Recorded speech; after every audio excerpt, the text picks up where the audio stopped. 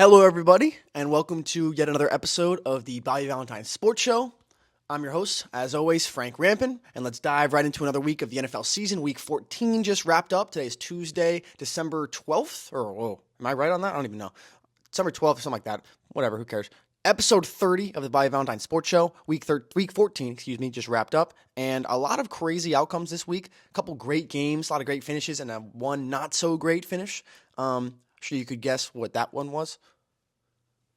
I don't know. Tight races at the top of both leagues. A lot of things are getting tight at the top of both the AFC and the NFC. Teams are moving around. A team has finally clinched a playoff berth, and a little bit of history was made in both positive ways and negative ways this week in the NFL. We'll get into it after this. But first, like we always do, we'll start off with our play of the day. And this is going to take us to Los Angeles in the Denver Broncos versus Los Angeles Chargers game. And I was watching the Raiders during this time, sadly. As you guys, if you know, you know. Probably the worst game in the history of the Raiders franchise, but we'll get into that later. So I saw this play on Red Zone, and I saw it halfway through, and I thought it was just a Hail Mary based off what happens, but I'll show you. Right? So Russell Wilson, from his own 45-yard line, just bounced around in the pocket. This is where I pick up. I'm like, is this a Hail Mary? There's no pass rush. What's going on? Look at the clock. There's 5 minutes left in the third quarter. Ayers went out deep down the field and caught by Courtland Sutton. What a play. Flag comes in late, so an and one there for Courtland Sutton with the foul. And if you see the replay from the back line, one-handed catch as the defenders draped all over him. What a play by Courtland Sutton to fend off the defender with his back and his body and make a one-handed catch, just pin that ball up against his chest. Also an unbelievable throw from Russell Wilson. They win again. They look good, sadly, because, I'm a Raiders fan, obviously. But great play, Russ to Sutton, basically a Hail Mary, and honestly, that play was really crazy. Now, we're going to jump into our Game of the Week segment. And this game was unbelievable. Rain-covered field, soaking wet Baltimore. Rams at Ravens. Wild game. Arguably the game of the year. I feel like I say that all the time now. But this one had a very, very wild ending. We'll jump right into it. Starts off early with a Lucas Haversick field goal from short distance for the Rams.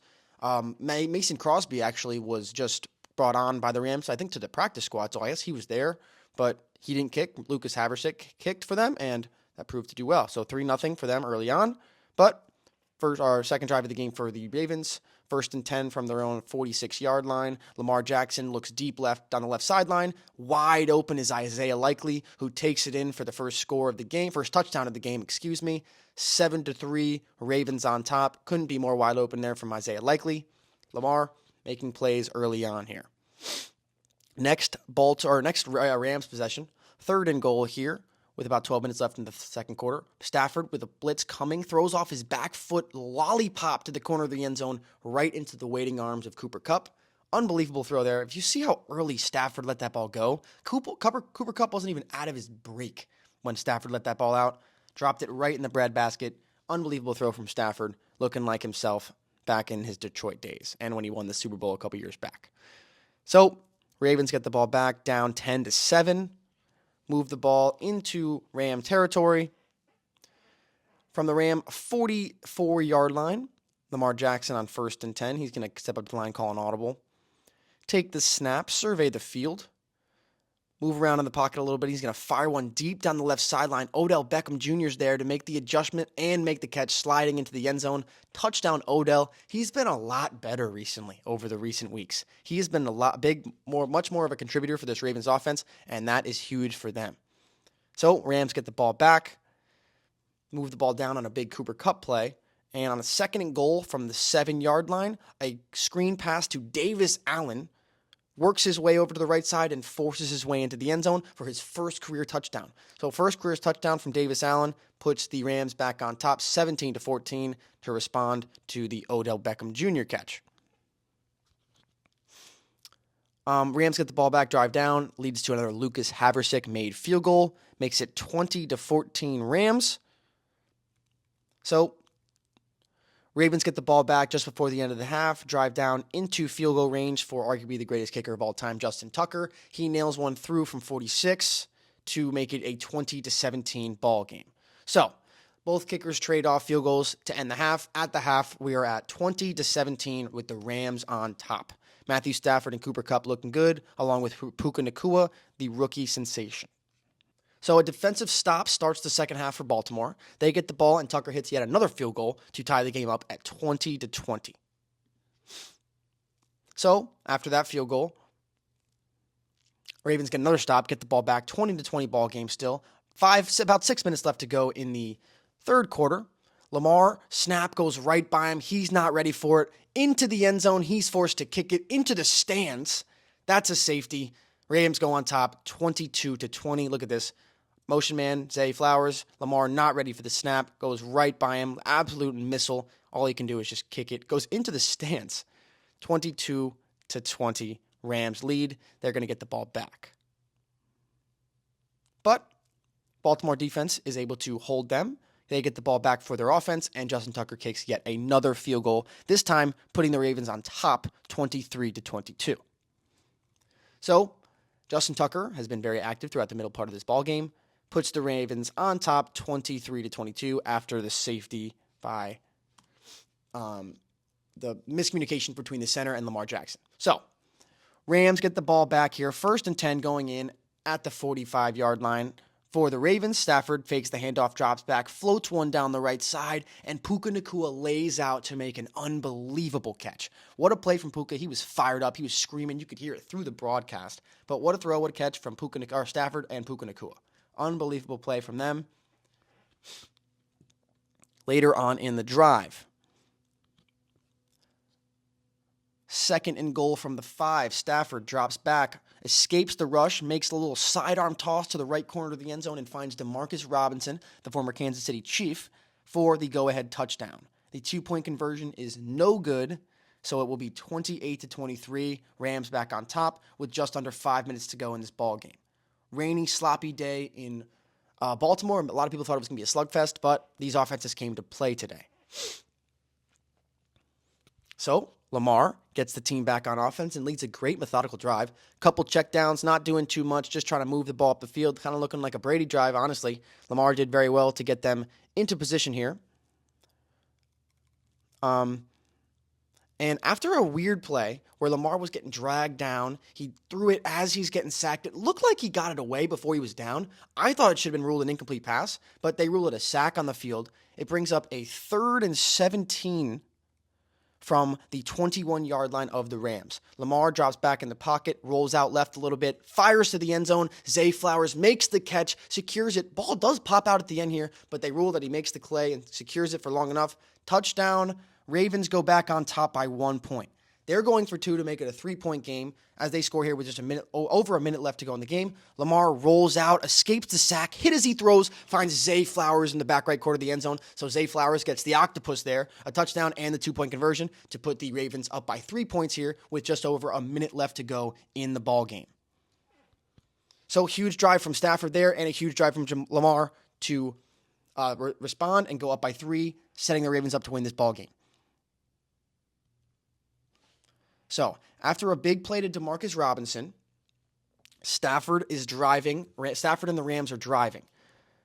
Next play, 1st and 10. Stafford drops back. He's going to float one deep down the left sideline. Cooper Kupp's going to have to adjust, come back to the football, and make an unbelievable catch over Marlon Humphrey, arguably the best cover corner for this Baltimore Ravens team. And this play sets up the Rams into field goal range as Stafford almost threw a pick in the end zone, but Marlon Humphrey was unable to come down with the play. Sets up Lucas Havrisik, as we talked about earlier, from 36 yards away, nails it with 5 seconds left to go in the ball game, ties the game up at 31. So, we're headed to overtime here. Unbelievable last couple minutes of regulation here, last 5 minutes really, where Rams scored to force pressure on the Ravens. Ravens go right down to score with about a minute left, and Stafford pressure drive, 2-minute drill, 1-minute drill, set up a field goal for Lucas Havrisik. 31-31, headed into overtime. So, Ravens get the ball first in overtime. They go 3 and out. They punt the ball right to the Rams. Rams, on their first drive of overtime, 3 and out. They have to punt the ball right back to the Ravens. And on that punt, Ethan Evans, the punter for the Rams, hits one right down the middle of the field for Tylan Wallace, who's actually the backup returner as Devin Duvernay was injured. He comes in, makes a man miss, does a spin move at the 30, makes another man miss, stumbles, regains his balance, and he's off to the races. 76-yard punt return touchdown for the win. Walk-off touchdown in overtime. The fourth time in NFL history that a game was ended by a walk-off punt return in overtime. And it's the second one that happened this year. Week 1 for the Jets, Xavier Gibson did this exact same thing. So only the fourth time in the history of the NFL that a game is ended by a walk-off punt return in overtime. And it's already the second one in the last 14 weeks of the NFL. So 2 in the first, 100 years of the NFL? Whatever. Almost. To now 2 in the same season. Pretty incredible stuff. Rare company there for Tylan Wallace as only the fourth person ever to do it. And like I said, he's not their normal punt returner. Devin Duvernay is. So he was in there returning punts for an injured Devin Duvernay and pulled off a remarkable piece of NFL history. I always mix up the acronyms. What the hell is wrong with me? But nevertheless, unbelievable game from the Rams and the Ravens on Sunday in a rain-soaked field in Baltimore. What a game. What a game. But if you guys were watching Monday Night Football last night, 2 more unbelievable games. And as I was putting together this game of the week segment between the Rams and the Ravens, that Miami Dolphins, Tennessee Titans comeback happened. And that has to be in here. So, for the first time in the NFL podcast history, we're going to go with a bonus game of the week. Last night, Dolphins versus Titans. Unreal game at Hard Rock Stadium in Miami. Honestly, both the games were unreal as Jordan Love and the Packers were able to claw back as they were down really the whole game. Late fumble from Saquon Barkley. Jordan Love drives them down the field to score a touchdown with just about a minute left to go in the ballgame to put them up by 1. But Tommy DeVito takes the offense and the Giants down the field. Big play to Wan'Dale Robinson to set up a game-winning field goal. Giants win by 2.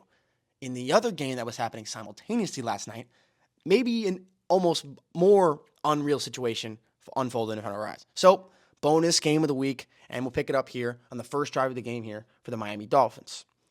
Second and goal from the 2-yard line. Tua drops the snap, picks it up again, looks to throw a fade, stripped again, and it's recovered by the Titans. So Tua fumbled twice in this play, picked it up, looked like he was going to make a throw, stripped out of his hands again, recovered by the Titans. What is going on here? So, 3 plays later for the Titans, they have the ball on their own 5-yard line. 3rd and 11.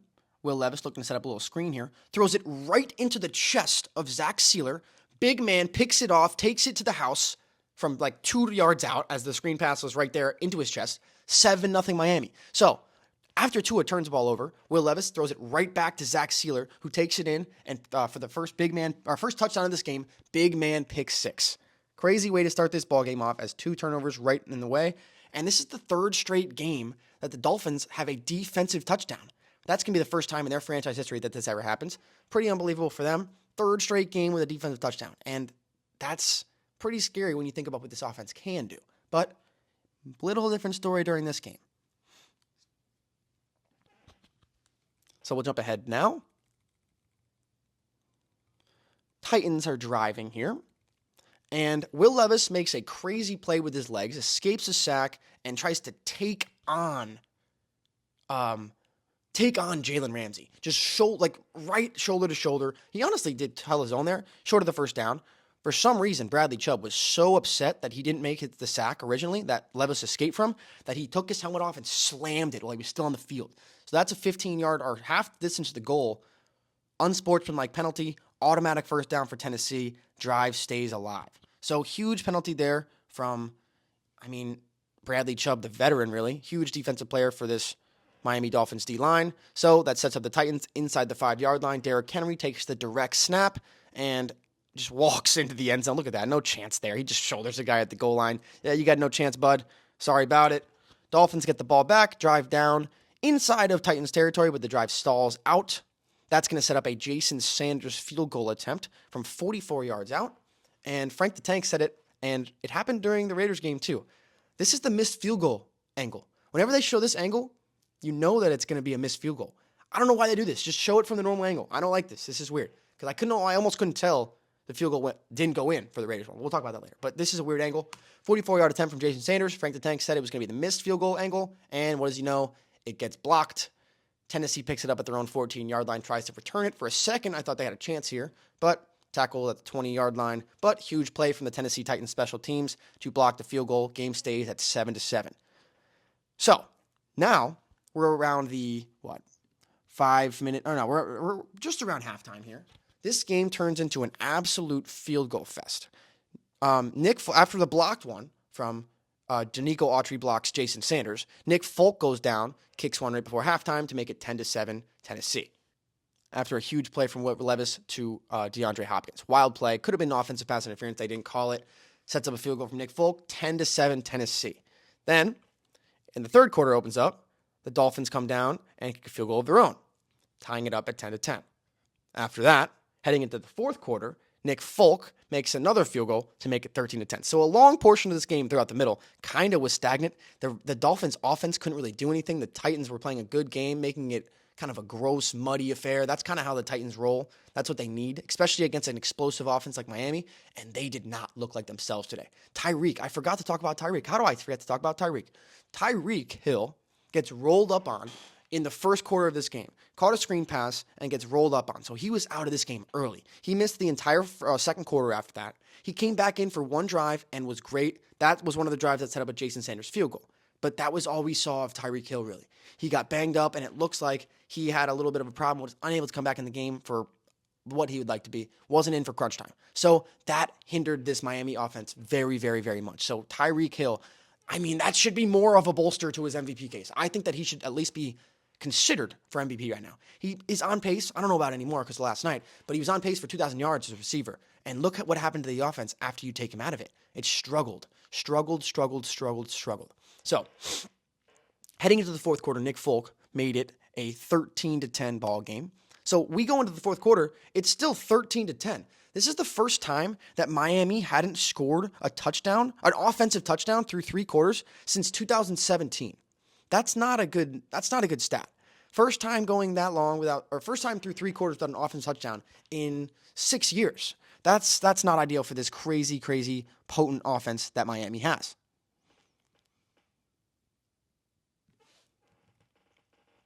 Sorry, excuse me. I got to find this new spot here. Move ahead. So Jason Sanders here. That was the crazy play to start the crazy drive from Tyreek. Tyreek had two unbelievable catches on a drive to start the fourth quarter that Miami was able to drive in. 31-yard field goal attempt by Jason Sanders is good, tying the game up at 13. But still no offensive touchdowns for Miami. 12 minutes left to go in this ball game. Longest they've gone without an offensive touchdown in 6 years. Not ideal. So, Dolphins get the ball back. Titans were struggling at this point. Both offenses really were struggling at this point. This game turned into a field goal, a kickoff. I told you there was a blocked one and then 1, 2, 3, 4 field goals in a row. So 5 field goal attempts, 1 was blocked, and then 4 in a row made. Dolphins get the ball back here. There's about 8 minutes left to go in this ball game. About 7 minutes left to go in this ball game. 3rd and 6 from the 49. Tua scrambling, looking for somebody. Nothing available. He is sacked. Huge play from the Titans defense. They force a punt. The ensuing punt from Miami, return man Guerrer telling everyone to get away, but then it bounced up to him. He decides he's going to field it, but it bounces right off his chest. Recovered by Miami at the 6-yard line. Huge mistake here from this Titans special teams unit. Guerrer muffs the punt. 2 plays later, Raheem Mostert takes the handoff, scores it for Miami, 20-13 lead with 5.5 to go. First play of the next drive for Tennessee. Pitch to Derrick Henry, errant pitch, gets by him, ball's on the ground again, recovered by Bradley Chubb at the 11-yard line. So 2 plays in a row for Titans. Fumbles, recovered by Miami in the red zone. First one resulted in a 2-yard touchdown run from Raheem Mostert. This time, from 5 yards out, they hand it to Mostert. He takes it in for the score. So in a matter of 45 seconds, really, a minute, not even, the Dolphins put up 14 points. It was a 13-13 game, absolutely nothing going on, a bunch of field goals in a row, and then absolutely out of nowhere, the Dolphins put up 2 turnovers in a row by Tennessee, a muffed punt, and then a fumble by Derrick Henry, or a missed exchange by Will Levis and Derrick Henry. Kind of a weird pitch play. Not even sure why you do that. But both of those result in a short rushing touchdown by Raheem Mostert to put the Miami Dolphins up 27-13. 27-13 with, what's the time? 4.5 minutes left to go in the game. 4.5 minutes to go, 27-13. 14-point lead. Teams in this Titan situation, down by 14 points. They work the clock, they get the ball. With 3 minutes left to go in the game, are 767 games in a row have not won. 767 games in a row, a team down by 14 points with less than 3 minutes or less to go in the game has not won a game in 767 tries. Just to put that out there for you.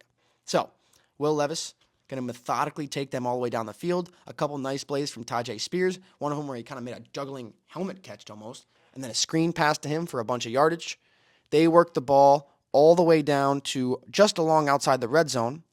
Will Levis from the 26-yard line looking left, throwing to Westbrook Akide. He makes the play. He's down to the 2-yard line. So, under 3 minutes here, 2:46 to go in the ball game. Next play, Will Levis takes the snap, looking, avoids the rush, rolling right, throwing back over the middle, finds DeAndre Hopkins for the score. They decide they're going to go for 2 to make it a 6-point ball game, and if they get the ball back, score a touchdown, they win the game. So, 2-point attempt, Will Levis stumbles as he's rolling out, but finds a wide open Westbrook Akide for the 2-point conversion, 27-21. So, they drive down. They don't score until there's 2 minutes and 40 seconds left in the game.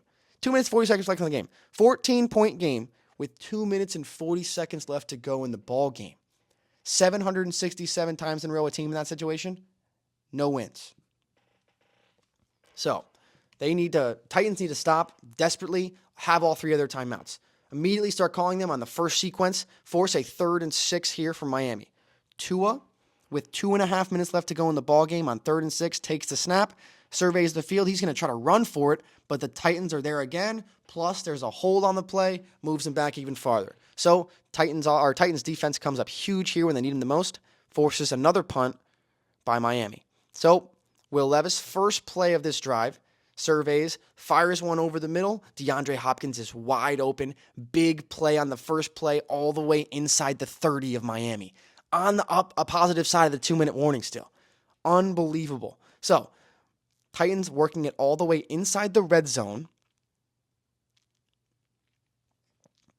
2nd down and 1 inside the 5. Who are you going to hand it to? Of course, King Henry. He cuts it back, dives into the end zone, puts the Titans back on top. The extra point puts up on top, 28-27 with 1 minute and 49 left to go in this ballgame.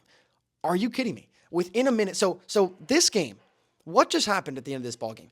For literally 20 minutes of game time, from the end of the first half all the way to 12 minutes left in the fourth quarter, absolutely nothing happened. A bunch of field goals, a bunch of punts, a bunch of nothing. Out of absolutely nowhere in a 45-second span. 2 turnovers by Tennessee, 2 touchdowns by Raheem Mostert. 14-point advantage for the Miami Dolphins.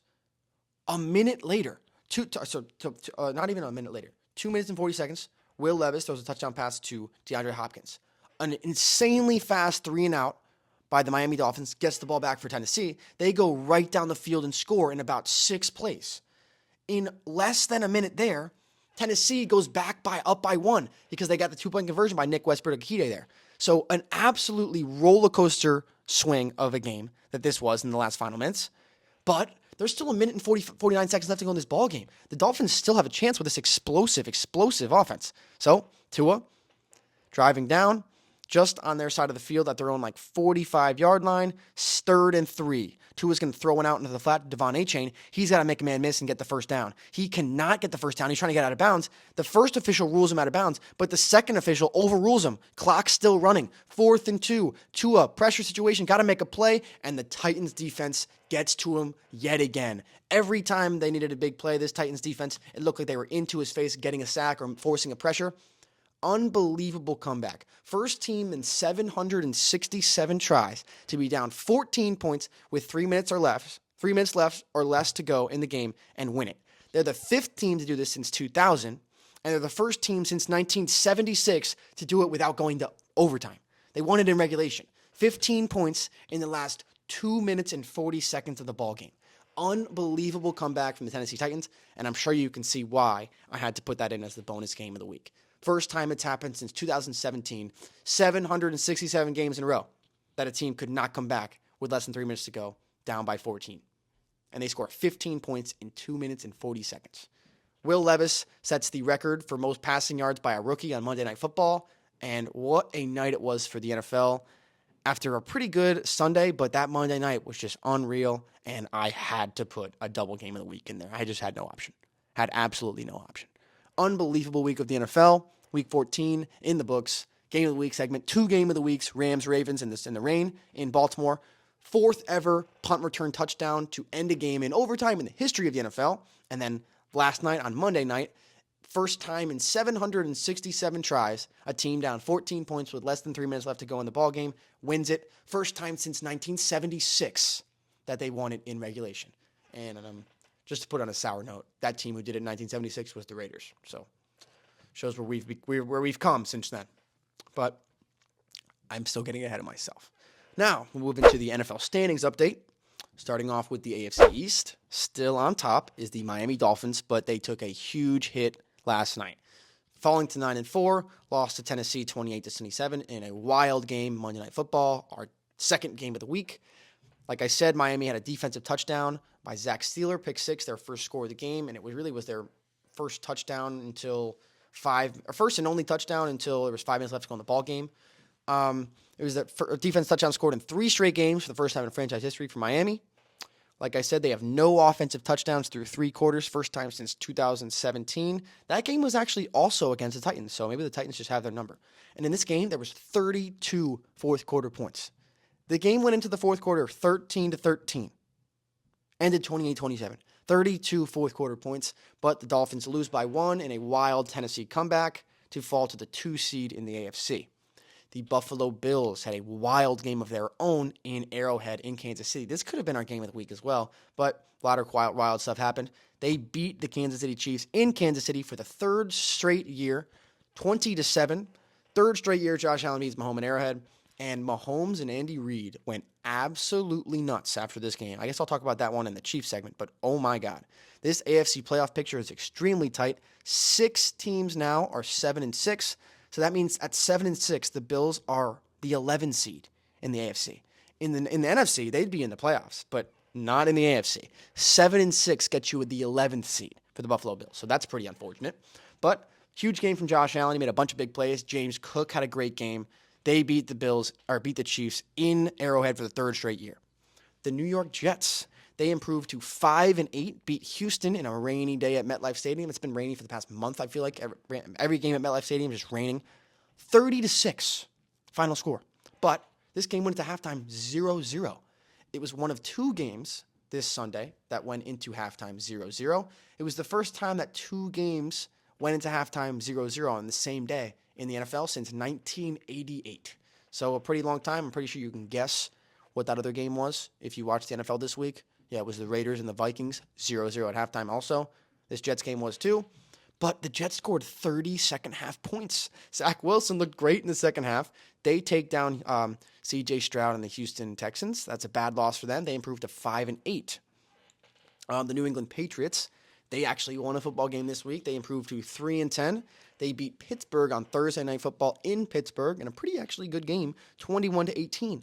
The offense woke up with Bailey Zappi. He took them right down the field, and scored a touchdown on their first drive of the game. Really fast. Unbelievable. I was like, what am I watching? But the Patriots are officially eliminated from playoff contention, even though they got a win. But, I mean, that game was honestly a little bit more entertaining than people would have thought. Moving on to the NFC East now. The Dallas Cowboys, they just had a massive win at home on Sunday Night Football against the Philadelphia Eagles, and they are in first place in the NFC East now. Crazy shakeup on this side. Honestly, the NFC shaked up a little bit here.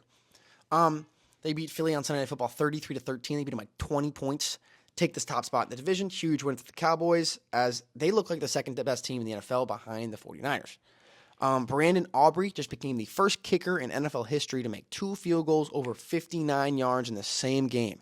He made from 59 and from 60, and Aubrey is 30 for 30 on field goal attempts to start his career. That's an NFL record, and the Cowboys are the 2 seed in the NFC, which means the Philadelphia Eagles, they lost that game on Sunday Night Football. They fall to 10-3, 2 losses in a row. Huge loss for them. They lost to San Francisco and to Dallas in pretty handed defeats.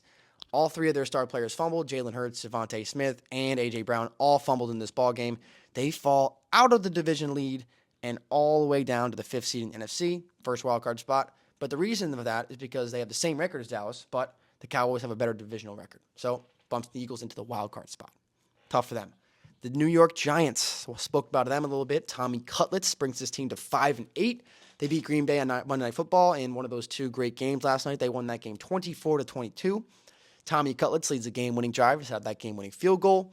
It was a great game. The Giants really had it the whole time. Saquon had a big fumble late at the game. He had a big, big run, and he got tripped up, regained his balance, and kind of like dove down. But when he hit the ground, ball popped out. And like everyone didn't know what was going on. They thought the play was over, but there was no whistle. Green Bay player picked it up, ran for 50 yards on the sideline before he was tackled. Set up the Green Bay Packers to score a touchdown to go up by 1 point late in the game. But Tommy Cutlets brings the team right back down the field. Field goal for the win, 5-8 Giants. First time the Giants have won on Monday Night Football since 2018. That snaps an 8-game losing streak. That is a lot. And the Giants, 3 wins in a row, forced 12 turnovers in that 3-game span. That's a lot. 6 in one game against Commanders. Commanders, speaking to them, they are 4-9. They had a bye week this week. The AFC North.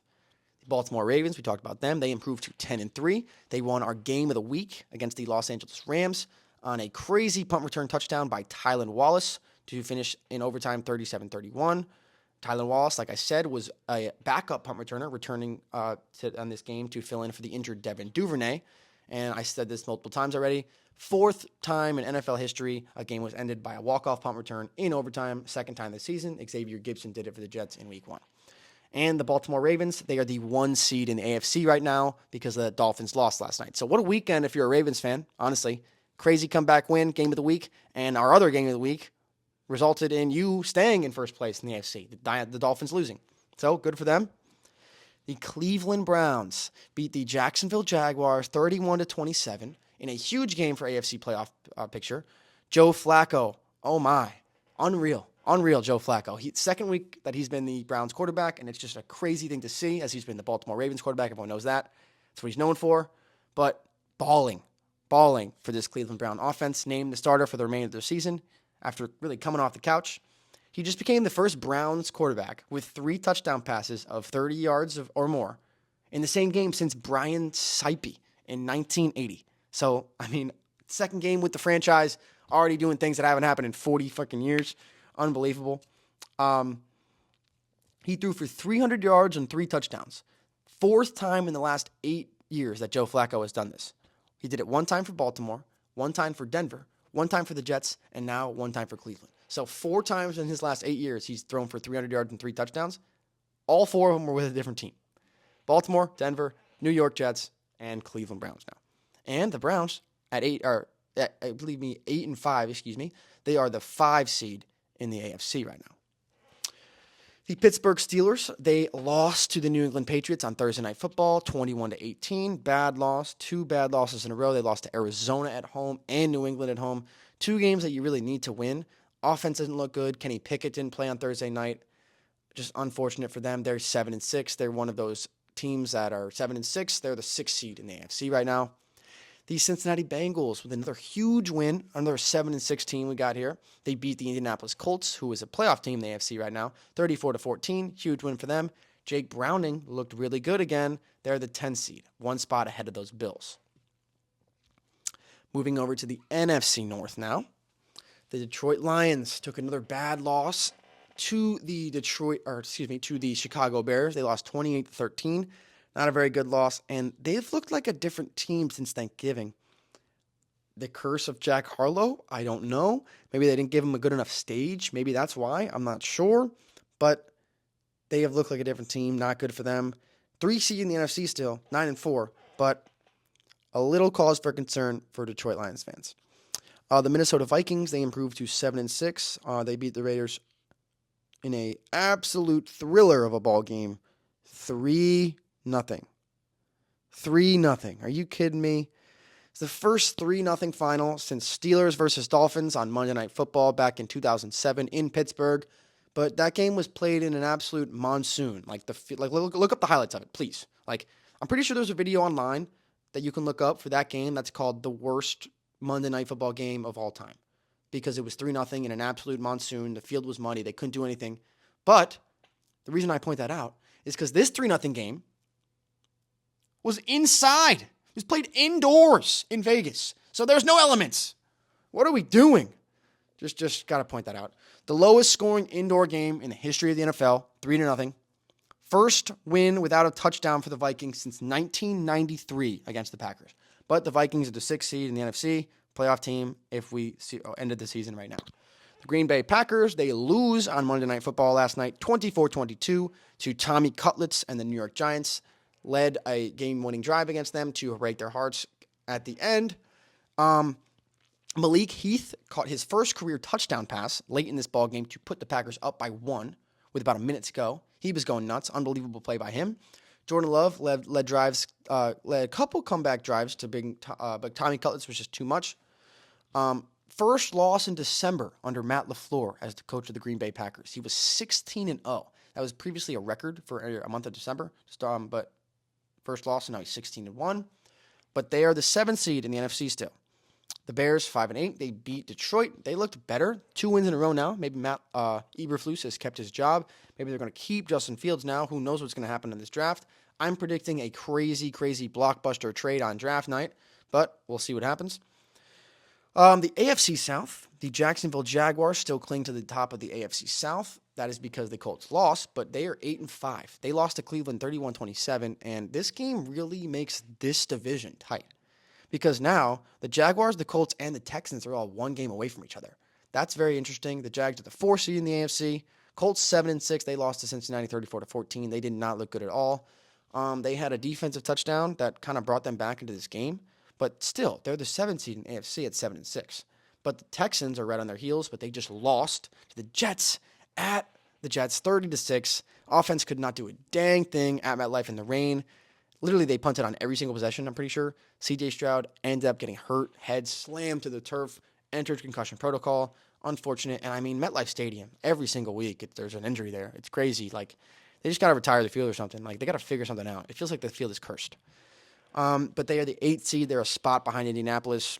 This division could get dicey because, honestly, any one of those 3 teams could win it. And arguably, 1, maybe 2 could get in the back door in the wild card.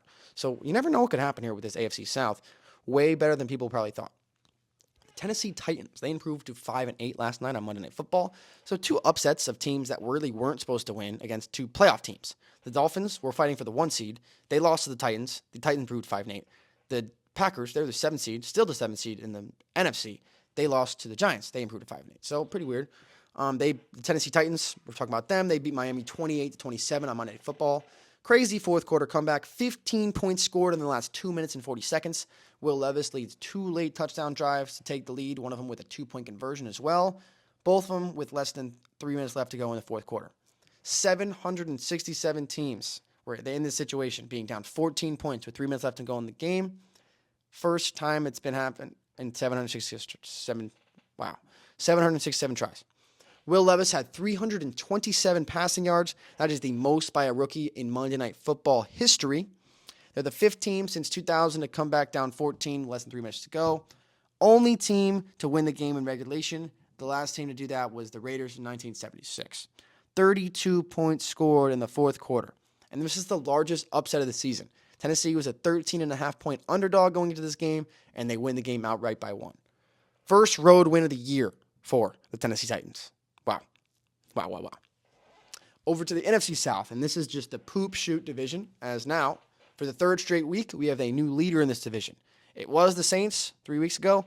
2 weeks ago, it was the Saints. Last week, it was the Falcons, and now the Tampa Bay Buccaneers have claimed the top spot at a unreal record of 6-7 because they beat the Atlanta Falcons 29-25. Baker Mayfield led a game-winning drive to score late in the game to put them on top and claim this top spot in the NFC South.